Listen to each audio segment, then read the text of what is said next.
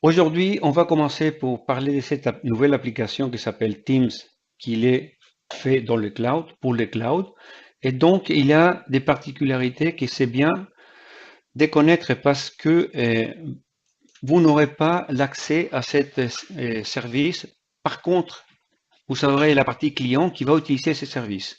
Donc, dans cette slide-là, on est en train de montrer le client dans la barre bleue, et c'est là, on peut dire, la partie que vous connaissez, que vous installez dans votre PC ou votre mobile. Et en bas, on a les services Teams. Vous pouvez regarder qu'à gauche, on a tout ce qui est Office 365 et à droite, la partie Skype Infrastructure. Donc, de là, il vient qu'on dit Teams is powered by Skype.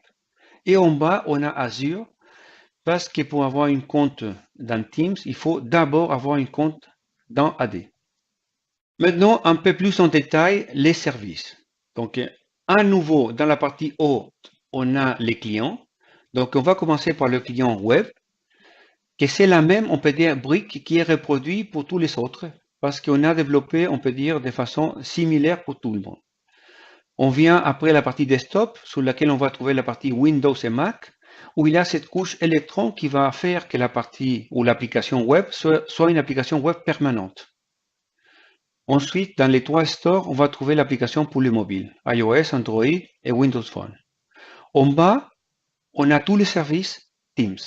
Ici, en vert, on a mis tous les nouveaux services qui ont été développés pour Teams, plus une brique en bleu qui s'appelle Teams Service, que c'est une conglomérat de nouveaux services qu'on va détailler tout de suite après.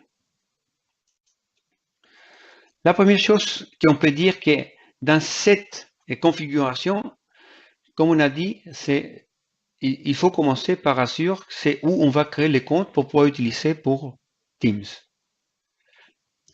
Et il faut se rappeler que par défaut, on va utiliser une authentification de type Modern Authentication.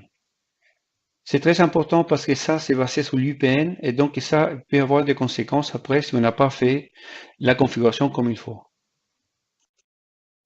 La deuxième ou la partie suivante, c'est comment Exchange va s'intégrer. Donc, quand on a Exchange Online, d'abord, on va créer une boîte partagée pour le channel ou pour le groupe Teams. Et ensuite, on va utiliser le calendrier comme on utilisait en Skype avant. Sauf que le service AWS, donc Exchange Web Services, est fait complètement par le service Teams qu'on a vu tout à l'heure en haut. C'est pas le client qui va faire la requête directe à Exchange, c'est le service qui va le faire pour le client. Il y a des contraintes si on n'a pas Exchange Online.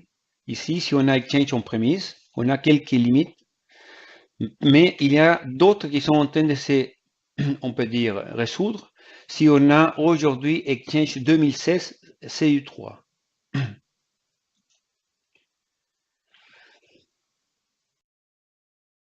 En Teams, on peut aussi travailler avec des fichiers qu'on va devoir sauvegarder. Donc, si c'est un fichier qui a été utilisé dans un groupe Teams, on va utiliser SharePoint et SharePoint Online. Et il faut savoir que dans chaque SharePoint, on va créer une infrastructure qui va reproduire la configuration de Teams. Qu'est-ce qui se passe si on n'a pas SharePoint Online? On ne va pas pouvoir faire ça. On ne peut pas les stocker en SharePoint en prémise. On peut avoir la situation d'un échange d'un fichier entre deux personnes direct. Et donc, dans ces cas-là, on va utiliser le OneDrive de la personne à la place de SharePoint. La dernière partie qu'on va parler aujourd'hui, c'est où on va stocker les données. Vous savez qu'aujourd'hui, l'application Teams, c'est une application de chat permanente. Donc, tout ce qui se passe là, on va les stocker. Donc, on a créé dans le service Teams une façon de garder tout ça dans une partie d'Azure. Donc, on a une Azure Storage dédiée pour Teams. Il y a aussi une réplication ou quelques données qui vont aussi être gardées sur Exchange pour la partie légale, qu'on doit les conserver et le restituer. Dans cette Azure Storage, on va parler en détail après, parce qu'il est aussi utilisé pour garder, on peut dire, la trace des personnes, par exemple, les guests qui vont venir participer dans une conversation, qui n'ont pas des, on peut dire, une boîte aux lettres, ni locale, online, ni en premise. Et donc, pour ces gens-là aussi, on va les stocker dans une storage dans Azure qui est dédiée pour Teams. Pareil pour le média. Donc, quand on va publier une photo, on va aussi les garder dans cette storage.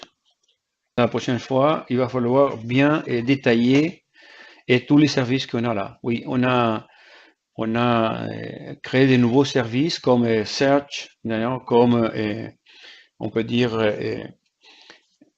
pour quand vous allez coller une URL, pouvoir l'interpréter et faire un preview de l'URL dans le chat. Donc, plusieurs services qui sont nouveaux qu'il faudrait montrer et expliquer. Donc aujourd'hui, on a vu le Team Service Global et la prochaine fois, donc tu nous détailleras comment À le l'intérieur de Teams. Team Service, Voilà. oui, plusieurs services, comment on les fait. Et aussi, on peut parler un peu du client si c'est nécessaire. Ok, très bien. Eh bien, rendez-vous le 19 juillet. Merci à tous de vous être connectés et à bientôt sur la chaîne 90 secondes chrono.